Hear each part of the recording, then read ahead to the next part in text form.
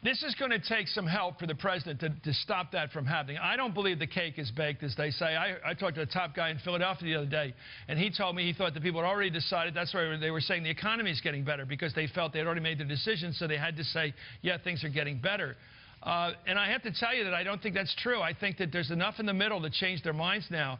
And I do believe that people are looking for a new path. I use the example of a wagon train going over a tough mountain back in the old days of the West. And we're trudging up the side of the mountain right now economically, and we're not really making much progress. We're in the mud, and the winter's coming. And a guy comes along and says, you know, I know a path.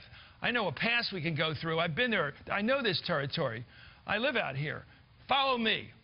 And the only thing missing now to that, for us to follow that guy, Romney, is for him to lay out something of a map. He hasn't done that yet. If he actually comes the next 4 weeks and says, here's how we're going to do it. We're going to cut these deductions. Let me name them for you. And here's how we're going to do it. We're going to do this, and we're going to get that tax cut. We're going to encourage small business, and we're going to have a real Reagan round of economic activity. The public might go, yeah. I don't think he's there yet. I don't think he's done that. He hasn't sold the deal yet. But he did score points last night by constantly referring to the middle class and small business. Small business was brilliant. That was brilliant.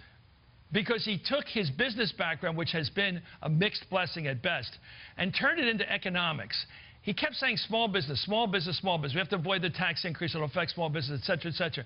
And he kept saying business as if, well, that's where the jobs are. Right. So he was able to translate business into being a good thing and a way to get us out of this economic doldrums. I thought that was masterful, too. I really did.